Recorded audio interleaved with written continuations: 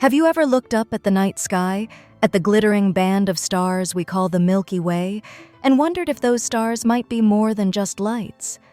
What if they were a bridge of love, stretching across heaven itself?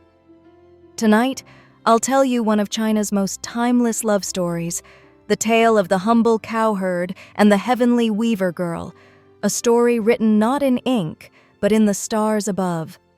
Long ago, in the quiet countryside of China, there lived a poor but kind-hearted young man named Niulang. He had no family left, except for an old ox who plowed his fields and kept him company. But this ox was no ordinary beast. Its eyes gleamed with wisdom, and its steps carried a strange dignity, as though it knew secrets from heaven itself. Niulang worked hard every day, guiding the plow through the earth under the burning sun, eating simple meals and resting in the cool shade. Yet, though he lived humbly, his heart was gentle and generous. He often shared his food with travelers and took care of birds or stray dogs that wandered into his fields. Still, his life was lonely. At night, when the sky shimmered with stars, he would gaze upward and sigh. "If only I had someone to share my days with," he whispered, "someone who could make this little home a place of warmth." Meanwhile, far above the clouds in the realm of heaven, there lived a young woman named Zhinü. She was no ordinary maiden. She was the daughter of the Jade Emperor, ruler of the heavens, and she possessed a gift beyond compare. Zhinü was the weaver girl, and with her slender fingers she wove fabrics of light, creating clouds that floated like silk across the sky. Her weaving painted the colors of dawn and dusk, the golden glow of morning and the soft lavender of twilight. But despite her heavenly gifts, Zhinü's heart longed for something more. Surrounded by endless beauty, she felt a quiet ache. "What use is my weaving," she thought, "if I cannot weave love into my life?" Each day she gazed down at earth, curious about the world below, especially the mortals who laughed, loved, and lived so fully. One summer's day, the old ox spoke to Niulang. Yes, the ox, because, as I said, it was no ordinary animal. Its voice was low and steady, like the rumble of distant thunder. "My master," the ox said, "your kindness has not gone unnoticed. I know you are lonely. Listen well. Today, the daughters of heaven will come down to bathe in the silver river. Among them is Zhinü, the weaver girl. If you take her robe, she cannot fly back to the heavens. She will remain with you, and she may become your wife." Niulang's heart pounded. He could hardly believe his ears. Could such a miracle truly happen? But his loneliness urged him to trust the ox's wisdom. That evening, as the sun dipped low and painted the sky in shades of rose and amber, Niulang went quietly to the silver river. There, he saw them, heavenly maidens, laughing like bells as they splashed in the water, their robes of light folded neatly on the riverbank. Among them was one who shone brighter than the rest, her beauty glowing like moonlight on fresh snow. Niulang knew at once. This was Zhinü. Trembling but determined, Niulang took her robe and hid it. When the maidens finished bathing, they gathered their robes and soared into the sky like swans taking flight. But Zhinü searched in panic. Her robe was gone. Just then, Niulang stepped forward. He bowed and said, "Please, do not be afraid. I will return your robe, but I beg you to stay with me. My name is Niulang, and though I am poor, I will treat you with kindness and love." Zhinü looked into his eyes. They were honest, gentle, and filled with longing, not the eyes of a trickster, but of a lonely soul. Something stirred within her heart, something she had never felt before. Instead of anger, she felt warmth. Slowly, she nodded. "I will stay." And so, the weaver girl remained on earth, and true to his word, Niulang treated her with tenderness. They were married in a small, simple ceremony under the open sky, with only the old ox as their witness.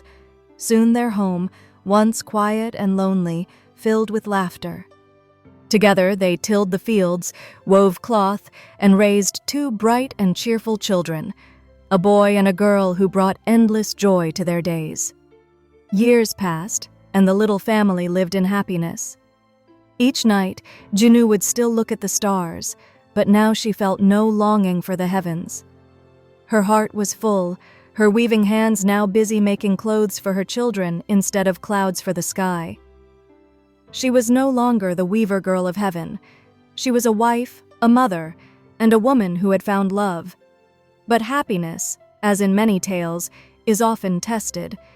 The Jade Emperor eventually discovered that his daughter had deserted her heavenly duties. His anger thundered across the skies. "How dare she abandon her weaving? The balance of heaven suffers," he roared. He commanded the heavenly Queen Mother to bring Zhinü back at once. One fateful day, as Niulang was working in the fields, the skies darkened. A mighty wind swept down, and heavenly soldiers appeared. They seized Zhinü, lifting her into the sky despite her cries. Her children clung to her, wailing, but the soldiers tore her away. "Niulang!" she cried, her voice echoing like a broken song. "Take care of our children!" Niulang rushed back, despair flooding his soul. Then the old ox, weary and wise, spoke one last time. "Master, my end is near. When I die, take my hide. It has the power to carry you into the heavens. Save your wife." With tears, Niulang obeyed. When the ox passed away, Niulang made shoes from its hide, placed his children in baskets on a pole across his shoulders, and leapt into the sky. The magic worked. Niulang soared upward, closer and closer to the heavens, his children giggling in wonder. He reached out, his fingers just brushing Zhinü's hand, when suddenly, the heavenly Queen Mother slashed her hairpin across the sky. From that single strike, a great river of stars poured forth, separating Niulang and Zhinü forever. That river became what we now call the Milky Way. On one side stood Niulang with his children.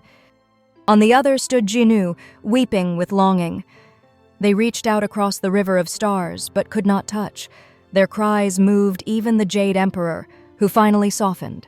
He allowed them to meet once a year, on the 7th day of the 7th lunar month. On that night, flocks of magpies rise into the sky and form a bridge with their wings, allowing the lovers to cross the Milky Way and reunite.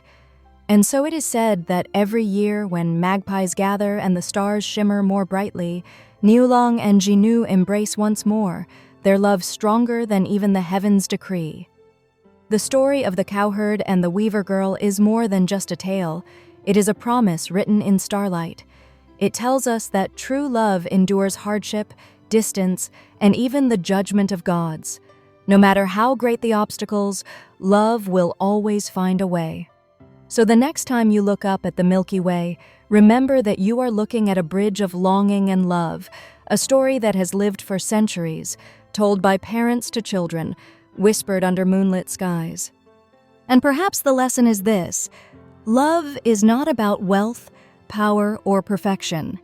It is about kindness, loyalty, and the courage to hold on, even when the world tries to tear it apart.